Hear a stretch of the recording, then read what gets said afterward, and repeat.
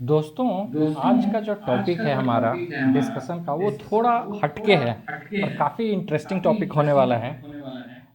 जैसा कि आप देख पा रहे हैं heading Mossad, the most feared secret agency of the world. ये जो मोसाद है इसके बारे में हम आज डिस्कस करेंगे। बेसिकली ये इजराइल की इंटेलिजेंस एजेंसी है और पूरी दुनिया जो है इससे डरती है। आप इसके पीछे रीजन क्या है, बेसिकली कैसे मोसाद जो है दुनिया की मोस्ट फियर्ड सीक्रेट एजेंसी बन गई, उसके बारे में हम डिस्कस करेंगे। Basically why the world fears Mossad and how did Mossad establish itself as the most feared secret agency. उसके बाद हम ये भी देखेंगे कि इन्होंने कौन कौन से फेमस ऑपरेशंस किए हैं अभी तक, जिसके बेसिस पे पूरी दुनिया इनसे डरती है। और इस एजेंसी से इंडिया की जो आपकी एजेंसी है रॉ, वो क्या सीख सकती है। ठीक है, तो चलिए शुरू करते हैं दोस्तों। सबसे पहले हम ये जानेंगे कि बेसिकली ये हम मोसाद के बारे में डिस्कस क्यों कर रहे हैं आज के दिन। तो देखिए ये न्यूज़, मैंने दो आर्टिकल आपके सामने दिखा रहा हूँ। ये जो आर्टिकल है एसोसिएट प्रेस का, इसमें अभी क्या हुआ है कि ये आप ये फोटो देख पा रहे हैं, ये हैं बेसिकली ओसी कोहेन।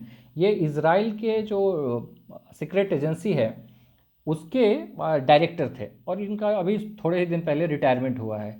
इन्होंने बेसिकली ये हिंट दिया है कि जो ईरान पे रिसेंटली न्यूक्लियर जो उनका फैसिलिटी था उस पर हमला हुआ था और उसमें काफ़ी उनको डैमेज हुआ था, उसमें इजराइल की एजेंसी का हाथ था।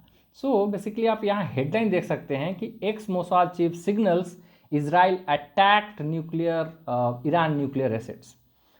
इसमें इजराइल का हाथ था। और सिमिलर आर्टिकल आप यहाँ देख सकते हैं अल जजीरा न्यूज़ चैनल में, Israel spy on Iran nuclear scientist we offer them a way out. इन्होंने क्या किया कि आपको पता है कि इजराइल के बहुत सारे इनेमी हैं और उसमें ईरान जो है वन ऑफ द मोस्ट और फेमस उनका इनेमी है, जो हमेशा इजराइल को धमकाते रहता है। बेसिकली इजराइल की एग्जिस्टेंस को ही ईरान जो है नकारता रहा है। वो बोलता है कि इजराइल को यहाँ नहीं होना चाहिए, क्योंकि आप देखेंगे चारों तरफ से मुस्लिम कंट्रीज़ हैं। इजराइल एक बीच में देश है। आप ये देखिए मैप इजराइल का, जहाँ इजराइल जो है चारों तरफ से घिरा हुआ है मुस्लिम कंट्री से। इधर में आपका लेबनान है, ऊपर में इधर जॉर्डन है, सीरिया है, सऊदी अरेबिया है और इधर आपका मिस्र है। दोस्तों मेनली इसमें हम उनके जो 3 बहुत ही फेमस ऑपरेशन हुए हैं इजराइल के सिक्योरिटी एजेंसी का, उसके बारे में थोड़ा डिस्कस करेंगे। इसमें हम डिस्कस करेंगे ऑपरेशन फिनाले के बारे में, म्यूनिच और द स्पाई। बेसिकली ये तीनों जो ऑपरेशंस हैं ये मूवीज़ के थ्रू आपको पूरी दुनिया को दिखाई गई हैं। और ऑपरेशन फिनाले में क्या हुआ था, बेसिकली इसका बैकग्राउंड क्या था, द म्यूनिक में क्या है, द स्पाई में क्या है, ये सब हम डिस्कस करेंगे। उसके पहले आपको ये फोटो को ज़रा ध्यान से देखना चाहिए। इनका नाम है एडोल्फ आइकमैन और ऑपरेशन जो फिनाले था वो इन्हीं के अराउंड बेसिकली बेस्ड था। एडोल्फ आइकमैन को कैसे पकड़ा इजराइल की मोसाद ने, उसके बारे में ही ये पूरा मूवी जो है वो दिखाता है। आइए इसके बारे में थोड़ा डिटेल में समझते हैं कि बेसिकली एडोल्फ आइकमैन को क्यों मोसाद पकड़ना चाहती थी, इनका बेसिकली क्या गलती था। आपको पता है कि जर्मनी में एडोल्फ हिटलर का राज था और 1941 से 1945 के बीच में, जब ये वर्ल्ड वार शुरू हुआ था, वर्ल्ड वार 2, उस टाइम पे पूरे जर्मनी पे और पूरे यूरोप के मोस्ट ऑफ द पार्ट में जर्मनी का राज था और एडोल्फ हिटलर जो था वो जर्मनी का तानाशाह था। एडोल्फ आइकमैन जो थे वो क्या थे कि एडोल्फ हिटलर के सरकार के अंदर पे एक बहुत बड़े नाजी ऑफिशियल थे। बेसिकली नाजी पार्टी नाम थे एडोल्फ हिटलर की पार्टी का। और इनका जो काम था, इनका था बेसिकली ज्यूज सोसाइटी उनकी थी, एक ज्यूज मिनिस्ट्री थी basically, who takes care about the Jews in Germany as well as in entire Europe. उसके ये हेड थे, बेसिकली ये ज्यूज का देखभाल वाले मंत्री थे बेसिकली उनके। अब इन्होंने क्या किया कि जो एडोल्फ हिटलर था उसने एक ऑपरेशन लॉन्च किया पूरे यूरोप में, जिस ऑपरेशन का नाम था final solution to the Jews question. ठीक है, ये ऑफिशियल कोड नेम था। बेसिकली इस ऑपरेशन में ये करना था कि पूरे यूरोप से जितने भी ज्यूज़ हैं सबको पकड़ना है, उनको ट्रांसपोर्ट करना है पोलैंड में और वहाँ पे उनको बेसिकली मार देना है। ठीक है, इसी पूरे घटना को होलोकॉस्ट भी कहा जाता है। बेसिकली ज्यूज़ को पूरे यूरोप से पकड़ना, उनको ट्रांसपोर्ट करना पोलैंड में, उनको basically at the end killing them, this entire thing is known as Holocaust. ठीक है, और ये ऑपरेशन का नाम था फाइनल सॉल्यूशन।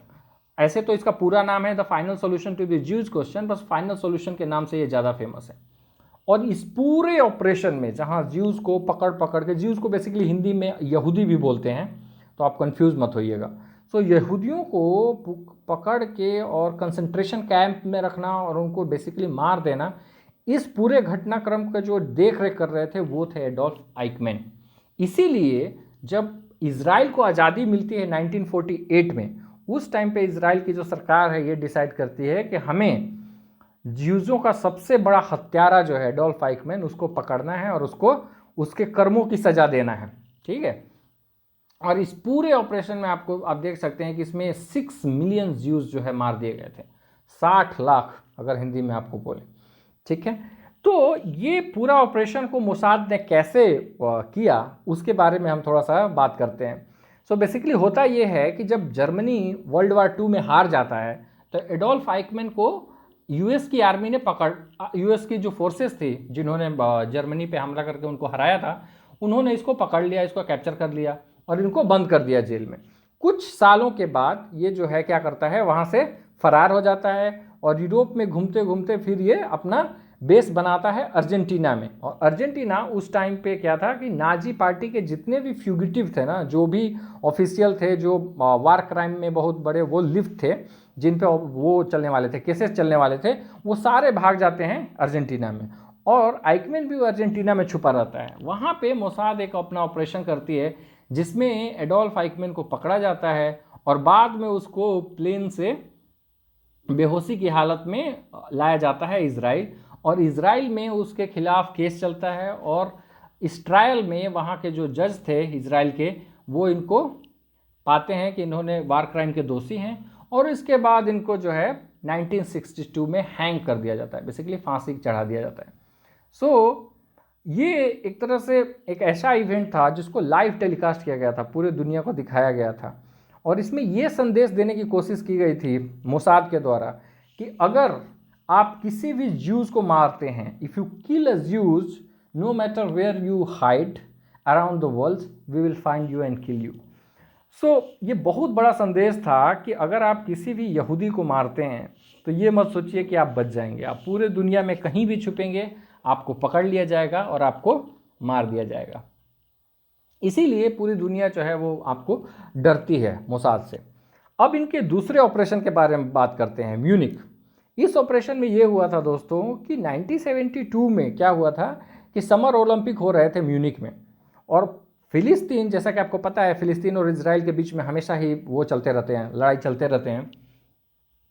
तो इसमें क्या होता है कि फिलिस्तीन के कुछ ग्रुप्स, जिसको बेसिकली इसमें 11 मेंबर्स थे, ये जो टेररिस्ट ग्रुप था इन्होंने, जिसका नाम था ब्लैक सितंबर, इन्होंने 11 मेंबर्स को, इजराइल के जो खिलाड़ी थे उनके 11 मेंबर्स को यहाँ किल कर देता है। ठीक है, उसके बाद क्या होता है कि इजराइल की जो एजेंसी है मोसाद, इन्होंने एक ऑपरेशन लॉन्च किया जिसमें ये डिसाइड हुआ कि जिस तरह से उन्होंने हमारे 11 मेंबर्स को किल किया है उसी तरह से पूरी दुनिया में कहीं भी ये छुपे हुए हैं हम उनके 11 मेंबर्स को किल करेंगे।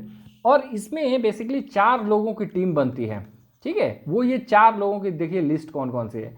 एक बंदा जो है वो साउथ अफ्रीकन ड्राइवर है जिसका नाम है स्टीव, एक बेल्जियन टॉय मेकर है जिसका, और बेल्जियन टॉय मेकर और एक्सप्लोसिव एक्सपर्ट भी है, बम बनाने में इसको एक्सपर्टीज़ है, जिसका नाम है रॉबर्ट, और एक फॉर्मर इजरायली सोल्जर रहता है जिसका नाम है क्लीनर कार्ल। ठीक है, और एक डैनिश डॉक्यूमेंट फोर्जर हांस। तो ये 4 लोग जो हैं एक टीम में आते हैं, मोसाद का ये 4 लोगों का टीम होता है और इसके एक ऑपरेटिव रहते हैं हेड, बेसिकली 5 लोग, और ये पूरी दुनिया में सर्च करना शुरू करते हैं कि ये जो टेररिस्ट है जिन्होंने इजराइल के ओलंपिक टीम के मेंबर्स को किल किया था वो कहाँ छुपे हुए हैं। तो सबसे पहला इनको सफलता मिलता है रोम में। सो रोम में team shoots and kill while zwitter. ठीक है, ये जो बंदा था वो पार्ट था उस टेररिस्ट ग्रुप का, इसको सबसे पहले मारा जाता है। ठीक है, वो वहाँ पोएट बन के बेसिकली रह रहा था यूरोप में, रोम शहर में। उसके बाद दूसरे बंदे को मारा जाता है पेरिस में, जिसको बम से उड़ा दिया जाता है। उसके घर को, उसका नाम था मोहम्मद हमसारी। ठीक है, साइप्रस में फिर इन्होंने एक बम से एक होटल रूम को उड़ाया जिसमें ये छुपा हुआ था हुसैन अब्द अल चीर। ठीक है, उसके बाद एक और ऑपरेशन इन्होंने लॉन्च किया बेरूत में, और इसमें इन्होंने किल किया 3 टेररिस्ट को। ठीक है, जो कि बेसिकली गार्डेड कंपाउंड था, बावजूद इसके इन्होंने इस गार्डेड कंपाउंड पे हमला किया और उसको तीनों टेररिस्ट को वहाँ मार देते हैं। सो बेसिकली एक another operation by Mossad, very famous operation. इस पे ही ये मूवी बनी हुई है म्यूनिक नाम से। आप देख सकते हैं कि किस तरह से इन्होंने पूरे अलग अलग देशों से उनको ढूंढ ढूंढ के निकाला और फाइनली सबको मार दिया। और आखिरी में हम डिस्कस करेंगे इनके एक और बहुत ही फेमस ऑपरेशन, जिस मूवी सीरियल का नाम है द स्पाई। बेसिकली ये नेटफ्लिक्स पे चलता है। इसमें बताया गया है कि एक इली कोहेन थे इनके ऑपरेटिव मोसाद के, वो कैसे जो है पहले इजिप्ट की आर्मी में वैकेंसी में वो करते हैं, बेसिकली वैकेंसी में जाते हैं और उनको रिजेक्ट कर दिया जाता है। इजिप्ट की आर्मी नहीं लेती है, इनको छांट देती है। उसके बाद ये सीरिया की मिनिस्ट्री ऑफ डिफेंस में इन्फिल्ट्रेट कर जाते हैं। ठीक है, कैसे अपना वो कर देते हैं, एंट्री कर लेते हैं। वो बेसिकली आइडेंटिटी छुपा कर वहाँ जाते हैं और इनका जो नाम रहता है, जो हिडन आइडेंटिटी रहती है, कामेल अमीन थाबेट रहती है। ठीक है, और ये बेसिकली सीरिया में जाते हैं और वहाँ के जो हाई सोसाइटी है उनसे घुल मिल जाते हैं। उसके बाद सबसे दोस्ती कर लेते हैं। ठीक है, और एक टाइम ऐसा आता है कि इनको जो है सीरिया के डिप्टी डिफेंस मिनिस्टर तक बना दिया जाता है। ज़रा सोचिए कितनी बड़ी बात है कि इजराइल का एक ऑपरेटिव मोसाद का और अपने इनेमी कंट्री का डिफेंस मिनिस्टर है। अब सोचिए अगर डिफेंस मिनिस्टर ही आपका आदमी हो तो वो कंट्री कैसे युद्ध जीत सकता है आपके अगेंस्ट। सो इसीलिए क्या होता था कि जो 6 डे वॉर हुई थी इजराइल और बाकी अरब कंट्री में, अरब इजराइल वॉर आपको याद होगा, 6 डेज वॉर, ये बहुत ही फेमस वॉर है जिसमें अरब के बहुत सारे देश इजराइल के खिलाफ लड़ाई छेड़ देते हैं, जिसमें सीरिया रहता है, लेबनान रहता है, आपको इजिप्ट रहता है। बावजूद इसके इन सारे देशों को अकेले, जॉर्डन भी रहता है, अकेले इजराइल हरा देता है। इसमें मोसाद का बहुत ही इंपॉर्टेंट रोल रहता है। अब सोचिए कि इनको जो है ये डिप्टी डिफेंस मिनिस्टर बन जाते हैं और जो उनके प्रेसिडेंट होने वाले हैं आमीन अल हफीज़, उसके वेरी वेरी क्लोज कॉन्फिडेंट, उनके बहुत नियर एंड डियर वन बन जाते हैं। लेकिन बाद में ये होता है कि दोस्तों इनको पकड़ा जाता है। जो सीरिया की ऑफिशियल्स होते हैं इनको बाद में आइडेंटिफाई कर लेते हैं कि ये सीरियन नहीं है, ये बेसिकली मोसाद के ऑपरेटिव हैं। और जब ये पता चलता है तो उनको एक तरह से एक पब्लिक स्क्वायर पे हैंग कर दिया जाता है, इनको फांसी दे दी जाती है। लेकिन इस घटना के बाद भी मोसाद यहाँ रुकता नहीं है और मोसाद क्या करता है कि जहाँ पे इनके जो अस्थियाँ होती हैं, जहाँ इनको गाड़ा जाता है, वहाँ से इनको डग करके, खोद के इनके अस्थियों को निकाल के और वो इजराइल में लाते हैं और फिर से इनको प्रॉपर अपना वो दाह संस्कार जो भी होता है वो किया गया। दोस्तों इस 3 कहानियों को देखने के बाद, जो 3 फेमस ऑपरेशंस थे इजराइल की एजेंसी का, उसको देखने के बाद हम अपने एजेंसी जो रॉ है उसके लिए क्या क्या लेसन है, क्या सीख ले सकती है। पहला जो मेरे दिमाग में आता है वो ये है कि सबसे पहले तो killing and capture of Dawood Ibrahim. आपको पता है दोस्तों 1993 में जो बम ब्लास्ट हुए थे मुंबई में, उसमें दाऊद इब्राहिम का रोल था, जिसमें हंड्रेड्स ऑफ लोगों की जानें गई थी। ठीक है, उसी तरह से ये हाफिज़ सईद है, ये जो है बेसिकली उरी अटैक का रिस्पॉन्सिबल है। मुंबई में जो किलिंग्स हुई थी 2008 में, ताज पे जो हमला हुआ था उसका रिस्पॉन्सिबल है। तो इंडिया जो है क्यों नहीं ऐसे ऑपरेशन कर सकता है जिसमें ये जो भी किलर्स हैं वो अपने आप को सेफ हेवन में ना फील कर सकें। ऐसे ऑपरेशंस रॉ करें ताकि उनको जो भी रिस्पॉन्सिबल हैं इंडिया के लोगों के किलिंग के लिए, उनको वहीं सज़ा दी जा सके, या तो उनको इंडिया में ला के सज़ा दी जाए या वहीं किल कर दें। ठीक है दोस्तों, तो इस तरह से हम आ जाते हैं अपने वीडियो के एंड में। थैंक यू दोस्तों, thank you for watching, please take care.